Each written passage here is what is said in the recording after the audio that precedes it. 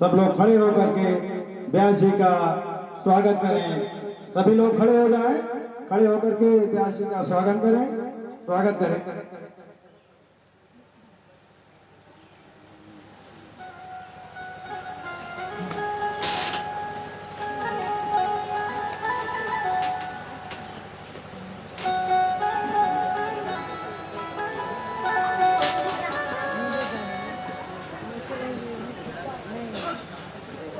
ओम श्री भागवत महापुरुषाय नमः। श्री परमात्मने नमः। वृंदावन विहारिणे नमः। कृष्णाय वासुदेवाय। अब आगे माल्यार्पण के क्रम में जैसा निर्देश आगे के माल्यार्पण करता है श्री शशि शेखर पाठक जी। आप स्वगौरी से पधारे हुए हैं। ग्राम प्रधान साधु यादव जी आप आए और व्यास जी को माल्यार्पण कर स्वयं को अनुकृतार्थ करें।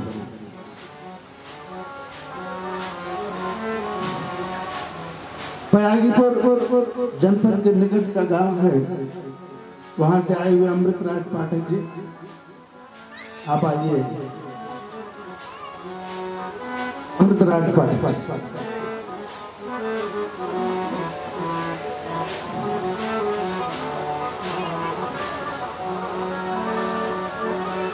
खलेसरपुर से आए हुए भैया पवन पाठक जी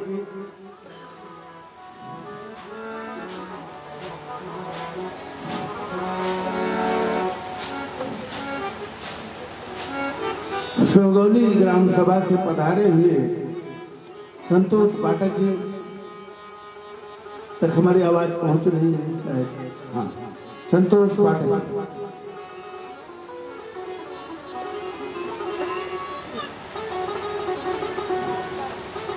पांडे धाम से पधारे हुए पंडित रमापति पाठक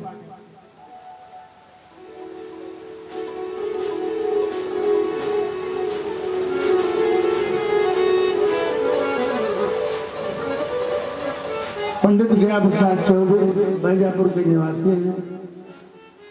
आप आए और व्यास जी को माल्यार्पण करें।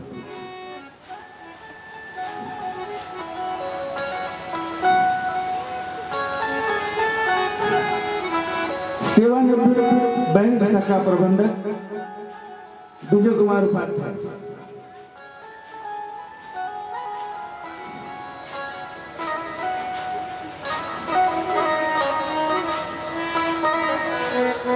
अगले कथावाचक जिनका मैं नाम लेने जा रहा हूँ, आप स्वयं कथावाचक हैं और आज इस पंडाल में उपस्थित हैं। हम उनसे निवेदन करते हैं पंडित विजय कुमार उपाध्याय, पंडित गिरीश तिवारी जी से आप आए और व्यास जी को माल्यार्पण करें।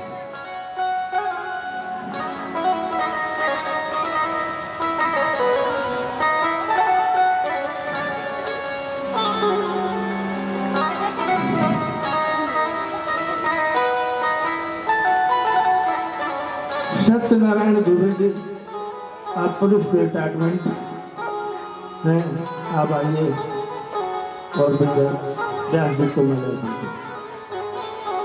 सत्यनारायण दुबे अरुण पब्लिक स्कूल रामगंज के प्रबंधक जी श्री सलील मिश्र जी आप आए। सलील मिश्र जी आप आए और व्यास जी को माल्यार्पण करें।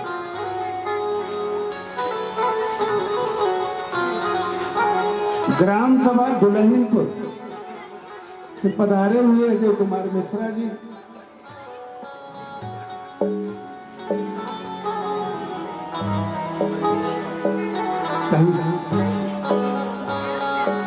धर्मेंद्र कुमार पाठक लवरी से आए हुए हैं। आप आवे और व्यास जी को माल्यार्पण करें।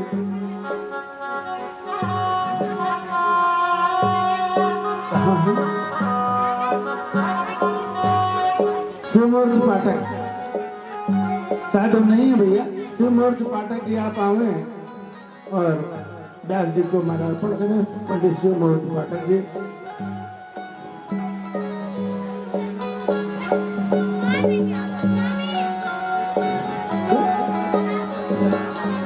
अच्छा भैया धर्मेंद्र जी आ चुके हैं, आप आए और व्यास जी को माल्यार्पण करें।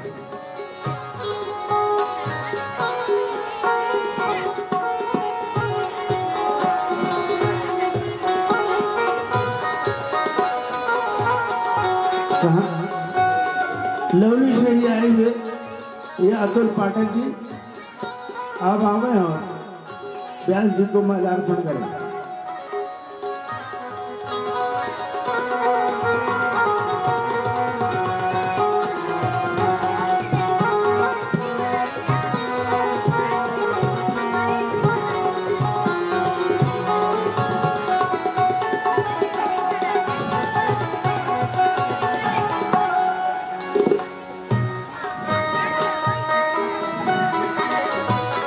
इसी क्रम में संजीव द्विवेदी, भैया रवि कुमार मिश्रा और राजू चाचा आप आवे और माल्यार्पण करें।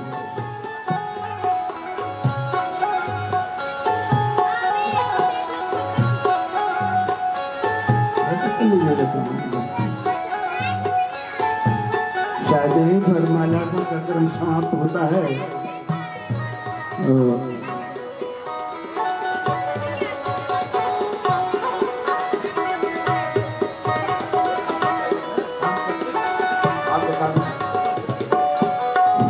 हम चाहेंगे कि संचालन करता उमा शंकर द्विवेदी जी भी माल्यार्पण का स्वागत करें।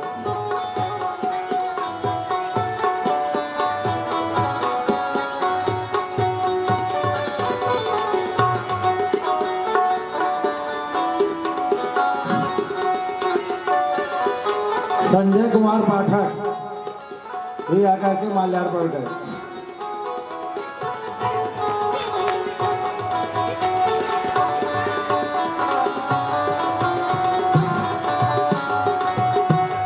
राम तिवारी पाठक मौजी कपूरवा आए और माल्यार्पण का स्वागत करें।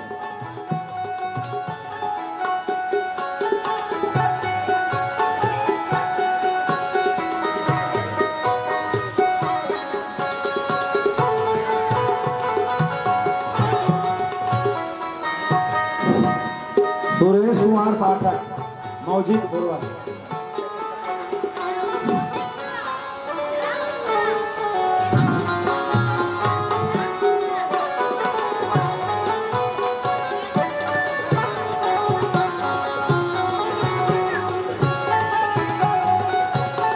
संजय कुमार पाठक सभी कलाकारों को माल्यार्पण कर स्वागत कर रहे हैं।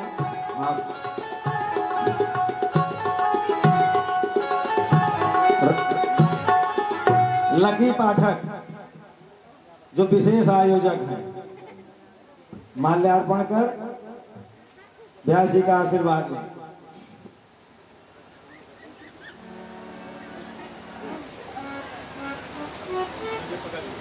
दीपक पाठक महाराज जी का माल्यार्पण कर आशीर्वाद लें सभी लोग। राकेश कुमार पाठक आप भी जाइए तुरंत, जिसे कथा विलंब प्रारंभ हो सके। महाराज जी का सभी मालाओं के साथ फोटो खींचा जाएगा। ये सुमित आप भी जाइए तुरंत, सभी लोग आशीर्वाद लीजिए।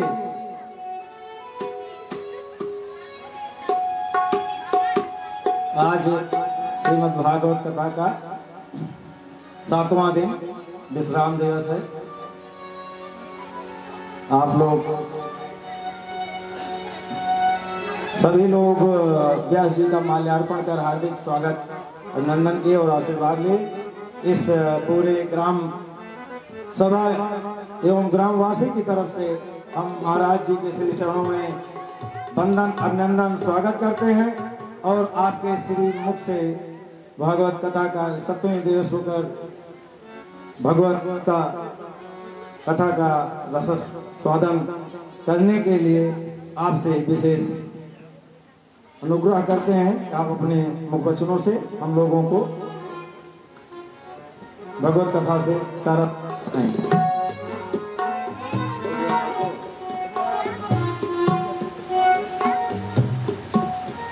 यथास्थान पे आप लोग बैठ जाएं। भगवान गोविंद के चरणों में अपने मन को जो इतस्ततः भ्रमण करते हुए चित्तवृत्ति है एकाग्र करें प्रेम से भाव से। हरि भजले हरि भजले का मौका है। हरि भजले हरि भजले हरि भजले का मौका है। हरि भजले हरि भजले हरि भजले का मौका है। अभी भजले अभी भजले अभी भजले अभी भजले का मौका है। भजले अभी भजले अभी भजले का मौका है। भजले हरि भजले हरि भजले का मौका है। जगत में जब तुम आए थे सभी हंसते तो रोए थे। जगत में जब तुम आए थे सभी हंसते तो रोए थे। बना लो जीवनी ऐसी जगत रोए तू हंसता जा। तुम्हारे जीवनी ऐसी जगत रोए तू हंसता जा। हरि भजले हरि भजले हरि भजले का मौका है। हरि भजले हरि भजले हरि भजले का मौका है। हरि भजले हरि भजले हरि भजले का मौका है। हे राम नाम की लूट है लूट सके तो लूट। राम नाम की लूट है लूट सके तो लूट। अंत काल पछताओगे जब प्राण जाएंगे छूट। हरि भजले हरि भजले हरि भजले का मौका है। हरि भजले हरि भजले हरि भजले का मौका है। हरि भजले हरि भजले हरि भजले का मौका है। ऊंचे ऊंचे सब चले नीचे चले न कोई। ऊंचे ऊंचे सब चले नीचे चले न कोई। जो कदापि नीचे चले जो कदापि नीचे चले सबसे ऊंचो हो। हरि भजले हरि भजले हरि भजले का मौका है। हरि भजले हरि भजले हरि भजले का मौका है। हरि भजले हरि भजले हरि भजले का मौका है। अभी भजले अभी भजले अभी भजले का मौका है। अभी भजले अभी भजले अभी भजले का मौका है। अभी भजले अभी भजले का मौका है। अभी भजले अभी भजले अभी भजले का मौका है। हरि भजले हरि भजले हरि भजले का मौका है। अभी भजले हरि भजले हरि भजले का मौका है। हरि भजले हरि भजले हरि भजले का मौका है। हरि भजले हरि भजले का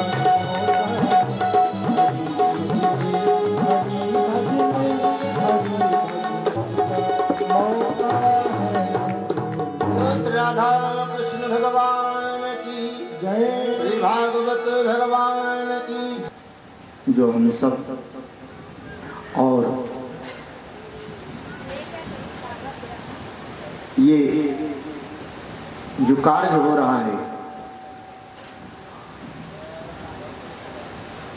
सबके जीवन में ऐसा अवसर प्राप्त नहीं हो पाता।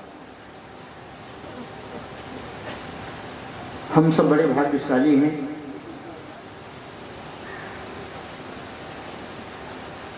कि हम सबों को अवसर प्राप्त हुआ है,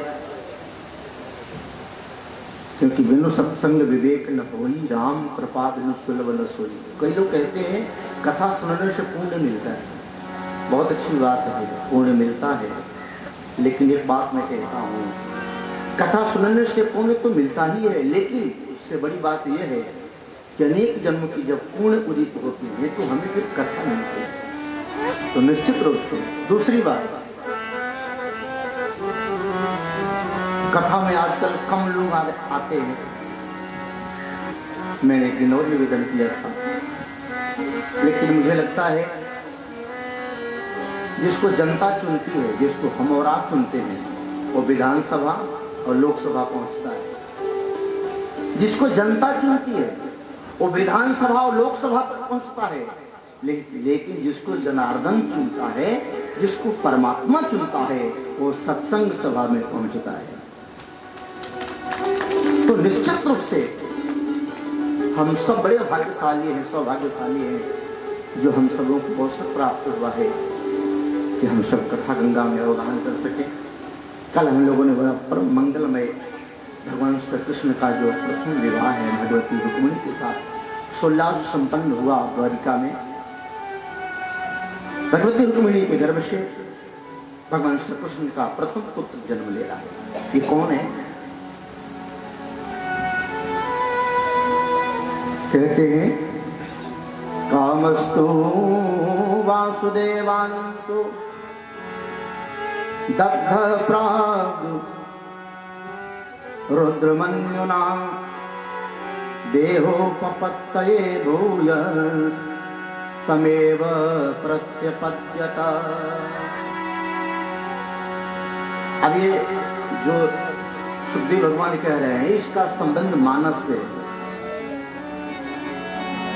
कामस्तु भगवान जो कामदेव है वासुदेव का ही अंश है, क्योंकि भगवान ही सर्व सबके मालिक है, वहीं से तो सारी सृष्टि है।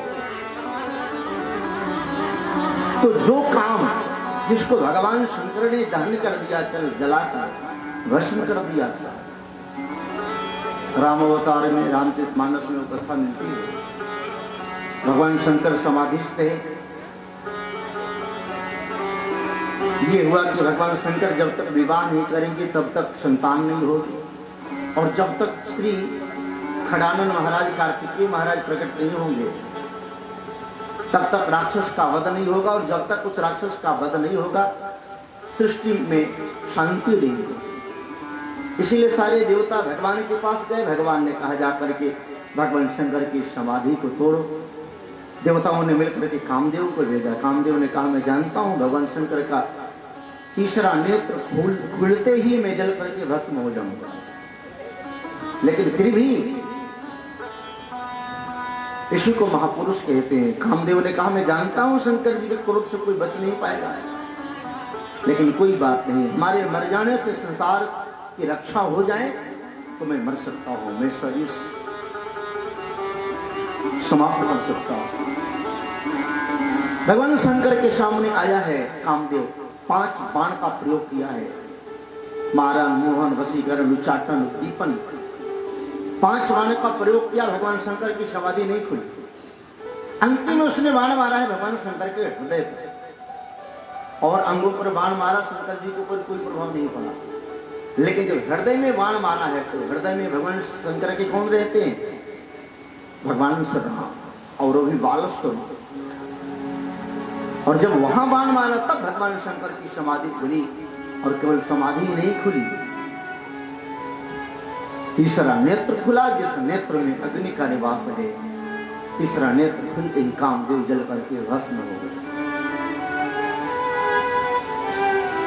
अब यह प्रश्न होता है कि भगवान शंकर के नेत्र से जब जब तीसरा नेत्र खुलता है तो क्या अग्नि ही बरसता है उससे? क्या अग्नि की ही बारिश होती है? नहीं। भगवान शंकर ने एक साथ 15 नेत्र खोले। 5 मुख हैं, विकट वेश मुख पंचपुरारी। भगवान शंकर के 5 मुख और हर मुख में 3-3 नेत्र हैं। 5 या 15 अर्थात तो वो भी नेत्र खुला है। कौन सा? जिसके खोलने से अग्नि बरसता है। लेकिन जब 15 नेत्र शंकर जी ने खोला तो अग्नि की बरसात नहीं हो रही है। आज कहाँ क्या हो रहा है? जब भगवान श्री सीताराम जी का विवाहोत्सव मिथिला में हो रहा था, सारे देवता आकाश मार्ग से आकर के भगवान के दुल्हा वेश का दर्शन कर रहे हैं। उसी में भगवान शंकर भी हैं। और गोस्वामी जी कहते हैं, नैन पंचदश अति प्रिय लागे, शंकर राम रूप अनुराग। वो तीसरा नेत्र जिससे अग्नि की बरसात होती है, आज वही तीसरे नेत्र से अग्नि के जगह पर जल बरस रहा है, अनुराग बरस रहा है, प्रेम बरस रहा है, भाव बरस रहा है। तो शंकर जी उसी नेत्र से अगर काम को देखें तो अग्नि की बारिश हो, और राम को देखें तो प्रेम की बारिश होने लगे। शंकर जी ने कामदेव को जला करके भस्म किया है। कामदेव की पत्नी है रति देवी। रति देवी रोते ही भगवान शंकर की चरणों में से, प्रभु आपने तो मुझे विधवा कर दिया, अब मेरा क्या होगा? भगवान शंकर ने कहा, देवी तुम तपस्या करो, मैं वरदान देता हूं कि तुम्हारे पति फिर से तुम्हें मिलेंगे। लेकिन कब? जब जदुवंश कृष्ण अवतारा, होई है हरण महामही भारा। जब जदुवंश कृष्ण अवतारा, कृष्ण अवतारा, होई है हरण महामही भारा। कृष्ण तनय होई है पति तोरा, कृष्ण तनय होई है पति तोरा। बचन अन्यथा होई न मोरा, कृष्ण तनय होई है पति तोरा। बचन अन्यथा होई न मोरा। भगवान शंकर ने वचन दिया है रति देवी को, रति देवी मैं वचन दे रहा हूं कि जब जदुवंश कृष्ण अवतारा, अर्थात द्वापर में जब भगवान श्री कृष्ण प्रकट होंगे और भगवान श्री कृष्ण के प्रथम पुत्र प्रद्युम्न प्रकट होंगे, वही प्रद्युम्न तुम्हारी पति देव में प्राप्त होंगे।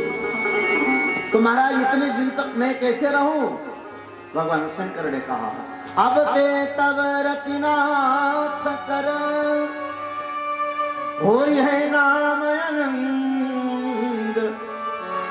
आज के बाद तुम्हारे पति का नाम अनंग होगा। अनंग मतलब अंग रहित, और अंग रहित होने के बाद भी बिनु बपु व्यापही सबहि पुनि, सुनु निज मिलन प्रसन्न। एक कथा स्कंद पुराण में मिलती है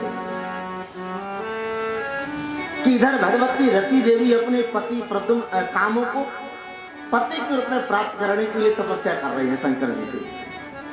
उधर एक राक्षस है शंबरासुर। शंबरासुर भी शंकर जी की आराधना कर रहा है, और आराधना दोनों की पूरी हुई, तपस्या दोनों की पूरी हुई, और दोनों ने जानते हैं क्या वरदान मांगा? भगवती रति देवी ने यह वरदान मांगा कि मेरे पत्नी मुझे वापस मिल जाए, और शंबरासुर ने वरदान मांगा शंकर जी से, भोलेनाथ मुझे पत्नी के रूप में रति देवी प्राप्त हो जाए। अब विडंबना ये है कि शंकर जी ने दोनों को आशीर्वाद दे दिया। अब बताइए कैसे संभव हो सकता है? इसीलिए मैं कहता हूं, और देवताओं को देव कहा गया, लेकिन भगवान शंकर महादेव है, और ऐसे देव हैं कि एप्लीकेशन बाद में पढ़ते हैं, दस्तखत पहले कर देते हैं। दोनों को आशीर्वाद। रति देवी को जब पता चला तो रति देवी ने कहा, भोलेनाथ ये क्या किया आपने? मैं तो अपने पति काम को पति के रूप में प्राप्त करने के लिए साधना कर रही हूँ, तपस्या कर रही हूँ, आपने मुझे भी वरदान दे दिया। अभी शंबरासुर को भी आपने वरदान दिया कि मैं उसका पति बन जाऊं। ये कैसे संभव है? भगवान शंकर ने कहा रति देवी अब तो मैंने दे दिया, सुन दिया। एक है, एक बात है, तुम रहोगे उसी के यहाँ, लेकिन एक मोहनात्मिका मंत्र दिया है शंकर जी ने रति देवी को कि जब भी तुम्हें संबरासुर पत्ते के रूप में स्वीकार करना चाहे, इस मंत्र का प्रयोग कर देना, तो वो स्पर्श नहीं कर पाए। वही रति देवी संबरासुर के यहाँ ही आप सोचिए आए हैं। यहाँ इनका नाम है मायावती। तो मायावती माने दूसरे मायावती मत समझ लीजिए। भगवान श्री कृष्ण के यहाँ भगवती रुक्मिणी के गर्भ से भगवान कामदेव जो है वही प्रद्युम्न के रूप में प्रकट होते हैं। संबरासुर को यह पता है कि प्रद्युम्न ही मेरा काल है, कृष्ण का लाल मेरा काल। तो संबरासुर ने प्रसूत गृह से ही प्रद्युम्न का अपहरण करा लिया और अपहरण करा के समुद्र में फेंकवा दिया। इसी को कहते हैं भवितव्यता। वही है सोई जो राम रचि राखा। ब्रह्मा ने जो विधान बना दिया है वो कोई टाल नहीं सकता। प्रद्युम्न को समुद्र में डाला, लेकिन समुद्र में एक मछली उसे निगल गई। मछली को मछुआरे ने पकड़ा और मछुआरे ने पकड़ करके उसी मछली को दान कर दिया, भेंट कर दिया संबरासुर को। अब संबरासुर का काल, जिसको संबरासुर समझ रहा था कि मैं तो मार दिया, संबरासुर के यहाँ स्वयं पहुंच गया। तुलसी जसी भवितव्यता तैसे मिलई सहाय, आपन आवे ताहि कहाँ ले जा। पर जो संत होते हैं, जो भक्त होते हैं, जो प्रेमी होते हैं, परिस्थिति चाहे कैसी भी आवे, वो सब में भगवान की कृपा का ही अनुभव करते हैं। यही प्रेमी का लक्षण है, यही भक्त का लक्षण है। अनुकूल परिस्थिति आवे, प्रतिकूल परिस्थिति आवे, सब में भगवान की कृपा मान करके प्रसन्न रहे। एक राजा था, राजा का मंत्री होता है, मंत्री था। मंत्री बड़ा भक्त था, काम चाहे जैसा भी हो, अच्छा हो बुरा हो, मंत्री की एक ही भाषा थी, महाराज जो हुआ सो अच्छा हुआ। संयोग से एक दिन राजा की उंगली कट गई। अब उसकी तो आदत थी। मंत्री ने कहा राजन जो हुआ सो अच्छा हुआ। राजा ने कहा कैसा पागल है, मेरी उंगली कटी हुई कह रहे अच्छा हुआ। राजा को आया गुस्सा, मंत्री को उठा कर कारागार में बंद कर। जख्म ठीक हो गया, कहीं उंगली तो कट ही गई थी। जब जख्म ठीक हो गया तो राजा कुछ दिन के बाद शिकार खेलने गया जंगल।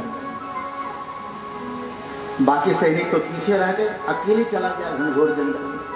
अब जंगल में डाकू जो है अपनी आराध्य देवी को बलि देने के लिए एक मनुष्य की तलाश कर रहे थे। और उन्हें राजा को ही देख लिया और डाकू मिल करके राजा को पकड़ करके ले गए सरदार के पास। हुजूर यही मिला है। बोले बहुत बढ़िया, सुंदर, बहुत बढ़िया। नहलाया धुलाया, नया कपड़ा पहनाया, खूब खिलाया पिलाया। उसके बाद जब देवी के मंदिर में लेके बलि देने के लिए, तो सरदार ने कहा पहले देखो इसका कोई अंग भंग तो नहीं है, क्योंकि हमारी देवी अंग भंग बलि स्वीकार नहीं करती। और जो देखा सरदार ने तो देखा है कि इसकी तो उंगली ही कटी है। सरदार ने कहा मूर्खों किसको उठा लाए, ये बलि हमारी मां स्वीकार नहीं करेगी, भद्रकाली स्वीकार नहीं करेगी। राजा को छोड़ दिया। राजा लौट करके घर आया, महल आया, उस मंत्री को कारागार से मुक्त करके बुलवाया। राजा ने कहा मंत्री एक बात बताओ, उस दिन मेरी उंगली कटी थी, तुमने कहा था जो हुआ से अच्छा हुआ। ये मुझे आज समझ में आया कि अगर उस दिन उंगली न कटी होती तो आज गर्दन कट गई होती। कट गई होती कि नहीं? पर उस राजा ने कहा मंत्री तुम बताओ कि तुम्हारे साथ क्या अच्छा हुआ, बिना अपराध के मैंने तुम्हें कारागार में डाल दिया था, तुम्हारे साथ क्या अच्छा हुआ। मंत्री ने कहा हुजूर अगर मैं कारागार में न होता तो आपके साथ मैं न गया होता, बाकी सैनिक तो पीछे छूट गए पर मैं आपका साथ कहां छोड़ने वाला था, मैं तो आपकी छाया के जैसे साथ रहा करता हूं।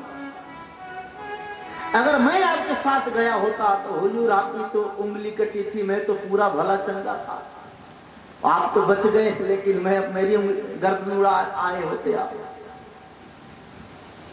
तो कहने का तात्पर्य ये है कि जो कुछ भी जीवन में होता है उसकी इच्छा से ही होता है, और जो भी करता है अच्छा ही करता है। हमें भले लगता है कि बुरा हो रहा है हमारे साथ, लेकिन अब उसमें एक चीज और है कि हमारा कर्म ही हमारा साथ दे रहा है। हमारे जैसे कर्म है वैसे ही तो हमें फल प्राप्त होगा। तो ये बात कह देना तो बड़ा आसान है, लेकिन जीवन में स्वीकार करना बड़ा कठिन है कि जो हो रहा है सो अच्छा हो रहा है कि नहीं। अब बताइए किसी के बेटे का एक्सीडेंट में मौत हो गई हो और आप वहां जाकर के कह दे अरे जो हुआ सो अच्छा हुआ, अब बताइए उस समय क्या हालत होगी आपकी। तुलसी जैसे जो व्यवस्था बनाई गई है, विधि का विधान जो बना है उसको कोई टाल नहीं सकता, वो तो होना ही है। शंबरासुर ने समझा कि हमने अपने काल को समाप्त कर दिया, लेकिन काल स्वयं उसके घर में प्रवेश कर पहुंच गया। मछुआरों ने मछली भेंट किया शंबरासुर को, शंबरासुर ने मछली को पाकशाला में भेज दिया। पाकशाला में काम करने वाले जो रसोइया उसको जब चीरे तो उसमें एक सुंदर बालक निकला, और सुंदर बालक मायावती जो पाकशाला की अध्यक्षा है उसी को भेंट कर दिया गया। अब वो रासायनिक पदार्थ खिला खिला करके, चूंकि मायावती जानती है कि ये कौन है, जल्दी से जल्दी ये जुआ हो जाए, और बहुत कम समय में ही उस बालक को जुआ कर दिया मायावती। नाति दीर्घेन कालेन सत्रास्नौ हृदयौवनः, बहुत अल्प समय में अल्प काल में ही उस बालक को उस देवी ने जुआ कर दिया। एक दिन मायावती ने प्रद्युम्न जी के साथ कुछ ऐसा व्यवहार किया जो प्रद्युम्न जी को बड़ा अटपटा लगा। प्रद्युम्न जी को मन ही मन सोचा ये कैसी महिला है, लालन पालन तो इसने मेरा माँ के जैसा किया, एक माँ जैसे बच्चे का लालन पालन करती है वैसे किया है, पर इसका व्यवहार जो है मातृभावमतिक्रम्य वर्तते कामिनी यथा, लेकिन व्यवहार जो कर रही हो कामनी जैसा कर रही हो, जिसे प्रेमी प्रेमिका आपस में व्यवहार करते हो। प्रद्युम्न ने पूछा देवी ये क्या मामला है, समझ में नहीं आ रहा है मुझे। मायावती ने कहा सरकार जरा अपने स्वरूप को पहचानिए कि आप कौन हो। और जब ध्यान लगाया महाराज प्रद्युम्न ने तो उन्हें पता चला मैं तो स्वयं काम हूं। देवी ने कहा जरा सरकार आप मुझे देखिए। अरे तुम तो रहती हो मेरी प्रिया। पहचान गए दोनों। जब ये बात पता चली शंबरासुर को, शंबरासुर अटैक किया और फिर भगवान प्रद्युम्न जो भगवान के पुत्र हैं, भगवान के ही अंश हैं, भगवान प्रद्युम्न ने शंबरासुर युद्ध में शंबरासुर को परास्त किया, उसका वध किया और भगवती माया को लेकर के माया देवी को वापस द्वारिका पधारे। बोलिए द्वारिकाधीश भगवान की।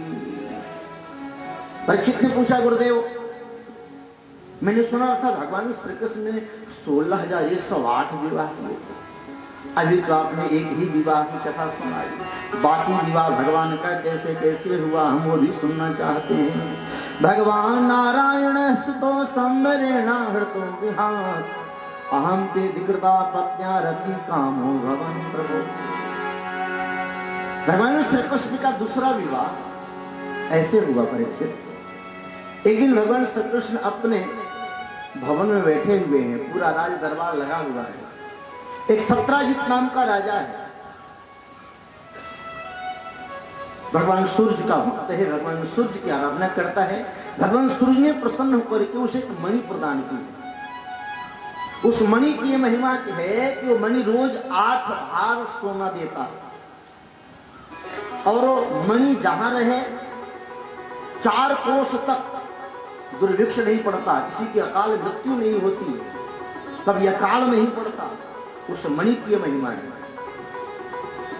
वही मणि धारण करके महाराज सत्यजित भगवान श्री कृष्ण से मिलने द्वारिका पधारे। जब पधारे, लोगों ने देखा सात्विकी, उद्धव आदि जो भगवान के मंत्री हैं। प्रभु ये कौन है? लग रहा है दूसरा सूरज आ रहे हैं। भगवान ने कहा नहीं, ये सूर्य भगवान के भक्त महाराज सत्यजित हैं। बड़ा स्वागत हुआ सत्यजित का। भगवान श्री कृष्ण ने सत्यजित से कहा कि महाराज, ये जो मणि आपने अपने गले में धारण किया है, अगर आप चाहो तो हमारे नाना उग्रसेन जो इस द्वारिका के राजा हैं उन्हें प्रदान कर दो, अच्छा लगेगा। सत्यजित ने मना कर दिया। बोले नहीं, हमने साधना की, हमने भगवान सूर्य की उपासना की है, हमें मणि प्राप्त हुई है, मैं कैसे किसी को दे दूं? मना कर दिया। सत्यजित लौट करके गया। दूसरे ही सत्यजित का एक छोटा भाई प्रसेन जी, जो वही मणि पहन करके चला गया जंगल शिकार खेलने, और वहां उसके घोड़े सहित एक सिंह ने उसका वध कर दिया। सिंह मणि छीन लिया। उस मणि को लेकर के सिंह जा रहा था, आगे एक वृक्ष मिला, वृक्ष ने सिंह का वध किया और मणि लेकर के वृक्ष चला गया गुफा में। और वृक्ष कौन है? राम अवतार के जामवंत दादा। जामवंत दादा वो मणि लेकर के अपनी बेटी जामवती को दे दिए। धीरे धीरे सत्यजित ने एक ऐसा दुष्प्रचार किया। सत्यजित ने लोगों से कहना शुरू किया। जब उसका भाई 2 दिन के बाद नहीं लौटा, 1-2 दिन में, तो उसने प्रचार ये किया कि मैं गया था कृष्ण से मिलने द्वारिका, उन्होंने मुझसे मणि मांगी थी, मैंने मणि दी नहीं, तो नाराज होकर के उन्होंने मेरे भाई की हत्या करके मणि चुरा लिया। ये बात धीरे धीरे फैल गई। देखिए, अच्छी बात जल्दी नहीं फैलती, बुरी बात बहुत जल्दी फैलती।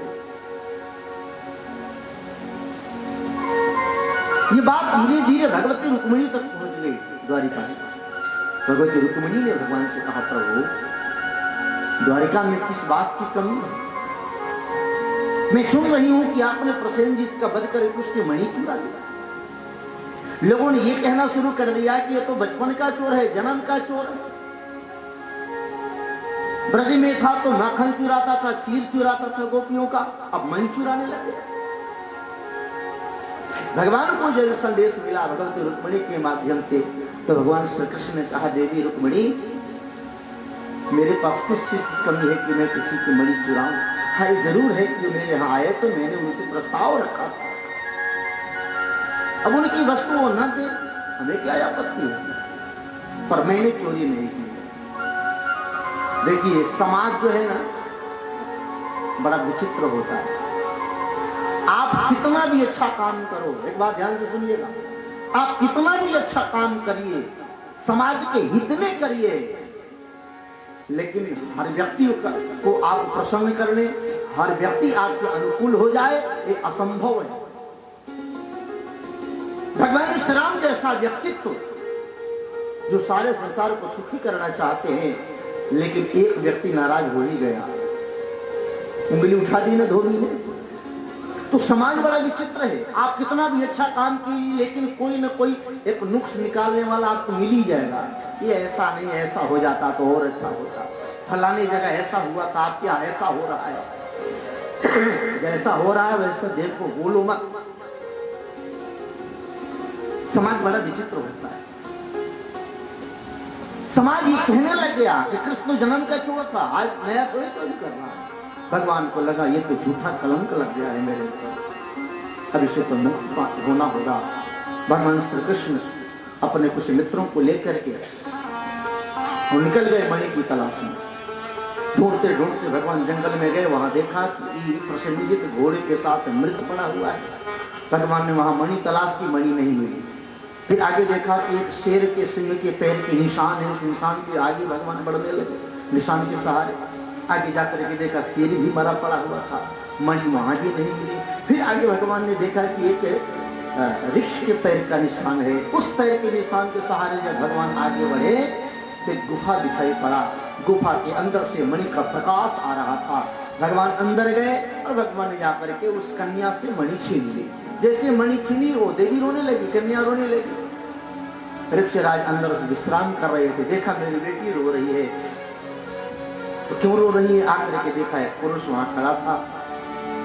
ऋक्षराज जी नहीं पहचान पाए और खूब जो है भगवान से युद्ध हुआ है। एक दिन नहीं, 18 दिन तक महाराज ऋक्षराज जामवंती जी का और भगवान श्री कृष्ण का मल्ल युद्ध चला है। परीक्षित जी सुनकर के आश्चर्यचकित हो गए, बोले प्रभु ये क्या हो रहा है? ये ऋक्षराज जामवंती जी तो भगवान श्री राम के अनन्य भक्तों में से थे, उनकी सेना के प्रधानमंत्री थे। आज स्वयं भक्ति भगवान आपस में लड़ रहे हैं, क्यों? सुखदेव भगवान ने कहा परीक्षित, ये जब रामावतार भगवान की लीला हो रही थी, भगवान श्री राम ने संपूर्ण राक्षसों का वध कर दिया, तो जामवंत दादा ने एक दिन भगवान श्री राम से कहा कि प्रभु इस सृष्टि में ऐसा कोई वीर नहीं जो मुझसे युद्ध कर पाए, और मेरी बाहों में हो रही खुजली, तो प्रभु कृपा करके मेरी बाहों की खुजली मिटा दीजिए।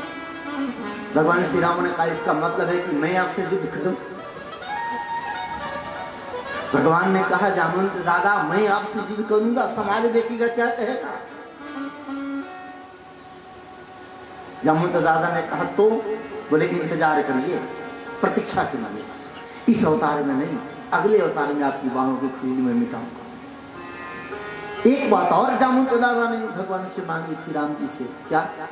जामवंती जी की एक बेटी है जिसका नाम है जाम्बवती, बड़ी रूप गुण संपन्न है वो।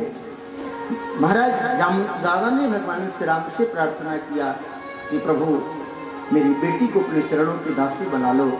भगवान श्री राम ने कहा जामवंत दादा आप तो जानते हो ये राम अवतार है, और राम अवतार मर्यादा का अवतार है। मैंने एक पत्नी व्रत का नियम लिया है, जानकी के अलावा मैंने किसी को देखा तक नहीं, आपकी बेटी को मैं कैसे स्वीकार करूं? तो प्रभु मेरी बेटी कुंवारी रह जाए? भगवान श्री राम ने कहा नहीं, अभी तो कुंवारी रहना पड़ेगा, लेकिन जब मैं द्वापर में कृष्ण के रूप में अवतार लूंगा तब मैं आपकी बेटी को स्वीकार करूंगा। जामवंत दादा ने कहा प्रभु अभी त्रेता चल रहा है, त्रेता के बाद द्वापर आएगा और द्वापर के अंत में आपका अवतार होगा, तो इतने दिन में मेरी बेटी बूढ़ी होकर के मर नहीं जाएगी। भगवान ने कहा मेरा आशीर्वाद है, जिस अवस्था में आपकी बेटी अभी है इसी अवस्था में तब भी रहेगी जब मैं इसका वर्णन करूं। 17 दिनों तक युद्ध करते करते जब जामवंत दादा के शरीर बिल्कुल थक गए, एक एक पुर्जे ढीले हो गए, तब 18वें दिन भगवान ने जोर से देकर के पटका। जामवंत दादा ने कहा सरकार कहीं आपने अवतार तो नहीं ले लिया है? भगवान कृष्ण ने कहा अब समझ में आया, जब शरीर के सारे पुर्जे ढीले हो गए।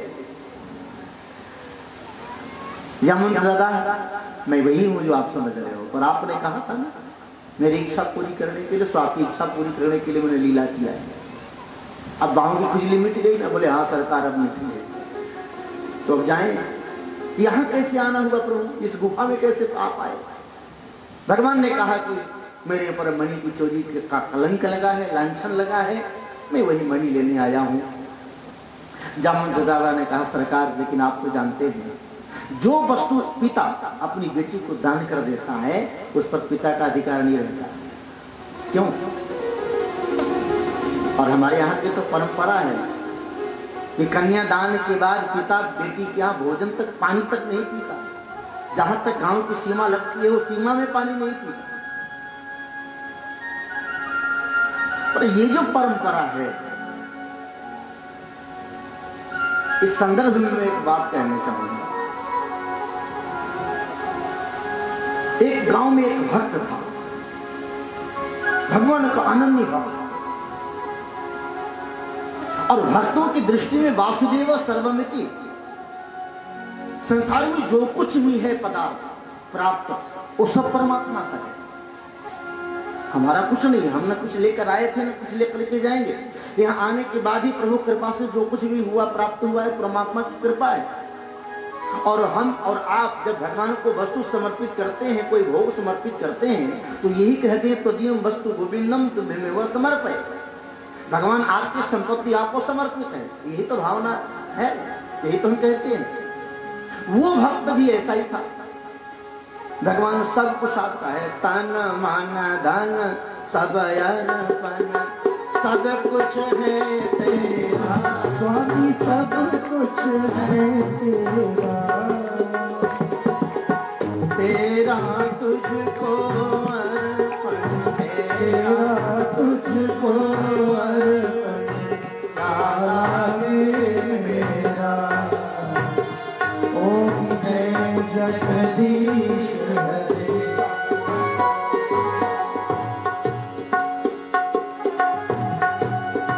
जय हो। ओम जय जगदीश हरे। राम जय जगदीश हरे। भक्त जनों के संकट, दास जनों के संकट, क्षण में दूर करे। ओम जय जगदीश हरे। तो निवेदन ये मैं कर रहा हूं कि सारी संपत्ति भगवान की। एक आदमी था, वो भक्त था, वो सब भगवान को मानता था। बेटी के घर मिलने बेटी से, अब शाम हो गई, बेचारा जा वापस नहीं आ पा रहा था, तो रुक गया अपनी बेटी के यहाँ। बेटी ने बढ़िया भोजन बनाया और पिताजी से कहा, पिताजी चलो भोजन कर लो। पिता ने कहा कि बेटी मैं तुम्हारे यहाँ का भोजन कैसे खाऊं, मैंने तो दान कर दिया है सब, हम तो तुम्हारे यहाँ पानी तक नहीं पीना। अब बेटी ज्यादा जिद नहीं की, मैं पिता की इच्छा है। वो आगे बिना खाए सो गया। अब जब सोया तो रात्रि में सपना दिख रहा है। क्या सपना देखा? भगवान आए।